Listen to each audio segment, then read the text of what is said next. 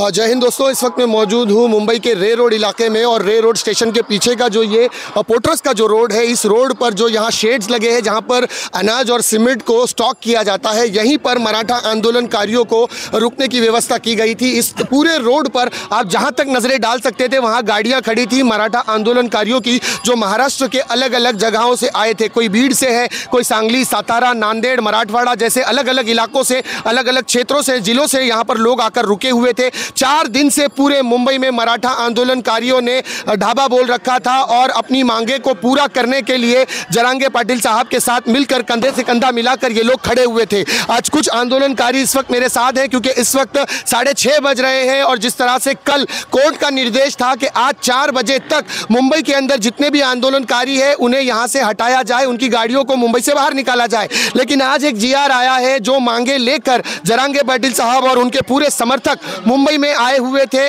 क्या वो मांगे पूरी हुई है या नहीं, इस विषय को जानने के लिए मेरे साथ यहाँ पर कुछ समर्थक हैं, इनसे बात करते हैं। दादा, क्या नाम है आपका? बालाजी भागवत दास। बालाजी साहब, कहाँ से आए हैं आप?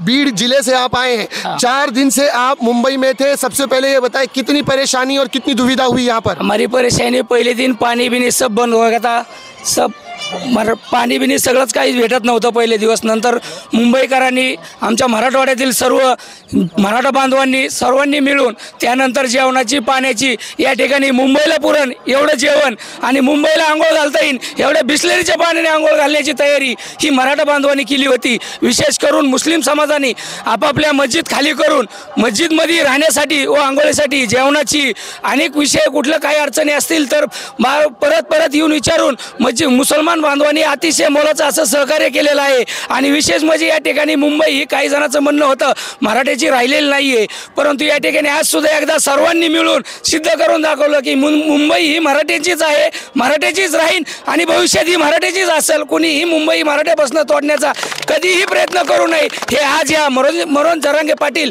यांच्या शक्ती प्रदर्शन म्हणा किंवा यांच्या एक दैवत म्हणून आम्ही त्यांना मानतो, यांच्या इशाऱ्यावर मुंबई ही मराठ्यांनी बंद म्हणा किंवा मुंबई ही चालू आणि बंद करण्याची मराठ्यातच धमक आहे, हे आज पण दाखवून दिलं। जसं की दिल्ली फक्त मराठाच रोखू शकतो, ही तर महाराष्ट्रात, आणि ही आमची मुंबई ही आमची आहे, त्यामुळे ही थांबवणं आमच्यासाठी काय लय मोठी गोष्ट नाही आहे।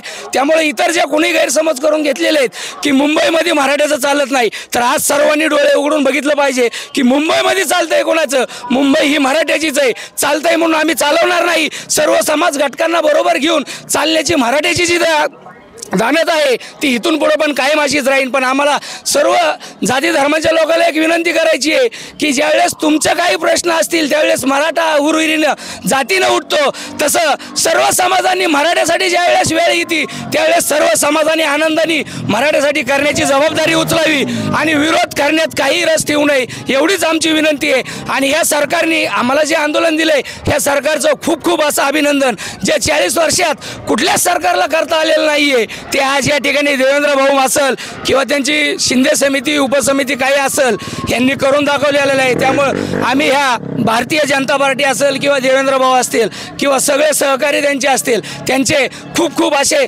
अभिनंदन करतो व आभार मानतो। एवढे बोलून एक मराठा। तुम्ही कुठून आले? बीड।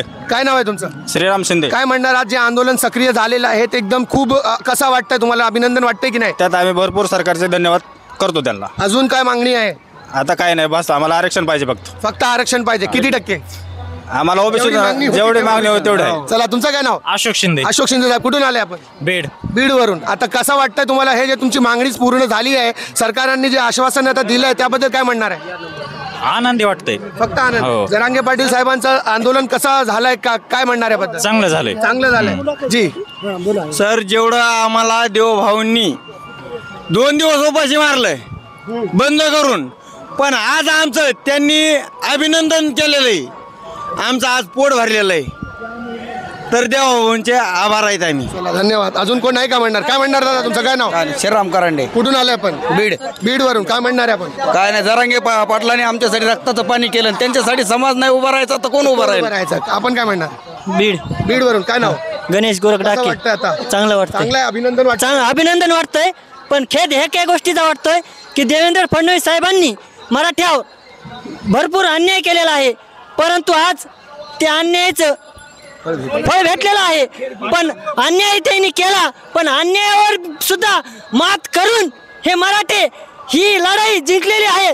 त्यामुळे आम्हाला आज अभिनंदन वाटतंय, चांगलं वाटतं. अजून जी काय म्हणणार? नांदेड सर. नांदेडवरून आले. काय नाव आहे आपलं? किशन व्यंकटी ताटे. ताटे साहेब काय म्हणणार आता? सर आम्ही अगोदर आल्या तो आमची काय हाल होती, बेहाल होती. वरून पाणी, खालून बसायला जागा नाही, उभं राहायला जागा नाही. असे ऐकले हे मराठी बांधव जे आहेत त्याने ऐकलं. असं मराठी बांधव आपले उपाशी मरतात, त्याला थांबायला जागा नाही, सोय नाही.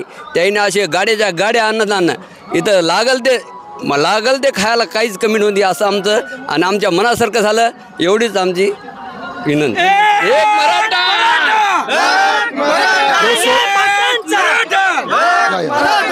अजून एक यहाँ पर और एक शख्स है, ये भी बात करना चाह रहे हैं. क्या नाम है दादा? काय नाव आहे तुमलं? पांडुरंग. कुठून आले सर? हाकेला हाणलं त्या गावावरून आम्ही आलेलो आहे, गेवराई. ओके, काय म्हणणार आता?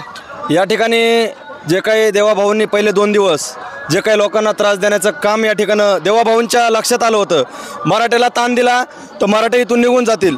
परंतु मराठे असे खंबीर आहेत की जरांगे पाटलांचं जे काही या ठिकाणी उपोषण चालू होतं, जरांगे पाटील म्हणत होते मी मिळवत हरकत नाही पण हे आझाद मैदान सोडणार नाही. त्याचप्रमाणे मराठेही येतानाच ठरवून आले होते. येताना त्यांनी जेवणाचं आपलं जे काही साहित्य असेल, पाण्याचं जे काही सोय या ठिकाणी केली नव्हती. 2 दिवसानंतर पाटील बोलल्याच्या नंतर इथं सगळं काय झालं, मराठे गावाकडचे मराठे जागरूक झाले आणि त्यांनी एवढ्या भाकरी असतील, जे काही फरसाण वगैरे खाण्याची जे काही व्यवस्था आहे ती एकदम चांगल्या प्रकारे अख्खी मुंबई त्या ठिकाणी जेवल अशी व्यवस्था त्या ठिकाणी गावगाड्यातल्या मराठ्यांनी या ठिकाणी केलेली आहे. आणि जरांगे पाटलांनी जे काही सहकार्य ओबीसीसाठी केलेलं आहे, ओबीसीला सांगितलेलं आहे की आमचा लढाई या ठिकाणी कंप्लीट झाल्याच्या नंतर आम्ही तुम्हाला आरक्षणासाठी 100% प्रयत्न करू. परंतु मागच्या वेळेस शिंदे साहेबांनी जे काही सहकार्य केलेलं आहे त्यासाठी देखील आम्ही या ठिकाणी एकदम आभारी आहोत. आणि यावेळेस जे काही जार काढण्याचा प्रयत्न या ठिकाणी शासनाने केलेला आहे त्याचं अभिनंदन आम्ही या ठिकाणी करू. शिंदे साहेब असतील, देवेंद्र फडणवीस साहेब असतील, अजितदादा असतील, यांचं अभिनंदन या ठिकाणी आम्ही करू. पण याच्या व्यतिरिक्त सांगतो, जर या जारच्या नंतर तुम्ही जर हे जार रद्द केले किंवा नंतर काही याच्यात दुमत झालं, आमचा अपमान होईल अशी जर वागणूक तुम्ही केली तर जरांगे पाटलासोबत आम्ही सुद्धा बलिदान द्यायला त्या ठिकाणी तयार आहोत. आणि हे जे जार आहेत हे 15 दिवसाचं जे काही कालावधी पाटलांनी त्या ठिकाणी दिलेला आहे त्या जारची अंमलबजावणी लवकरात लवकर झाली पाहिजे. आणि सर्व मराठ्यांना या ठिकाणी विनंती कराल, जरांगे पाटील ज्या टायमाला मराठ्यासाठी हात देतील त्या टायमिंगला आपण सगळेजण त्या ठिकाणी उपस्थित राहिलात, त्याबद्दल आपल्या सर्वांचे मनपूर्वक आभार. धन्यवाद. दोस्तों, जिस तरह से ये तमाम मराठन आंदोलनकारी यहाँ पर उपस्थित है, इन सब का यही कहना है कि जो संघर्ष को लेकर, जो विचार को लेकर आदरणीय जो इनके जरांगे पाटिल साहब है उनके पीछे ये कंधे से कंधा मिलाकर आए थे. पिछले 4 दिनों से मुंबई में थे, परेशानियाँ हुई, दुख था, परेशान थे. लेकिन जिस तरह से जरांगे पाटिल साहब ने एक आवाज़ दी, महाराष्ट्र के मराठा लोगों ने अपने घरों से अनाज, भाकरी, चावल और जो जो ज़रूरत के इनके सामान थे वो ट्रक के ट्रक यहाँ पर पहुँचाए और मुंबई में इनके खाने की व्यवस्था की. लेकिन साथ ही मुंबई में रहने वाले वो समाज के लोग, दूसरे समाज के लोग, खासकर मुस्लिम समुदाय के लोगों ने भी अपने मस्जिदों के दरवाजे खोल दिए, इनको रहने की, खाने की, पीने की और नहाने की सुविधा करके दी. आज ये लोग खुश हैं कि जिस आंदोलन को लेकर पिछले 4 दिनों से ये मुंबई में थे, आज सरकार को झुकना पड़ा है और इनके मांग को पूरा करना पड़ा है. फिलहाल मुख्यमंत्री साहब ने इन्हें आश्वासन दिया है, GR दिया है कि इनकी मांगों को पूरा किया जाएगा, ताकि सातारा का मामला हो या हैदराबाद का मामला हो, उन तमाम चीज़ों को देखते हुए इनके बातों को पूरा किया जाएगा.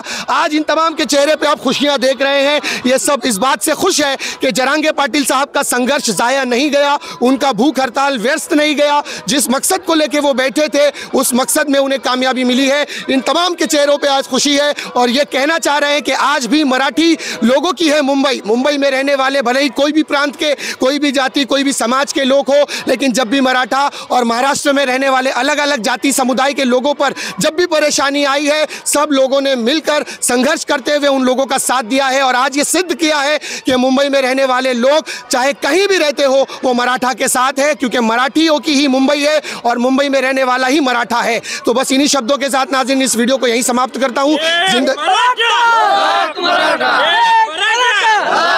इन्हीं शब्दों के साथ इस वीडियो को यहीं समाप्त करते हैं. इसी तरह की वीडियो के लिए चैनल को सब्सक्राइब करें. मैं सिराज शेख, हिंदुस्तान डेली से फिर मिलूंगा किसी अगली खबर के साथ. तब तक के लिए जय हिंद.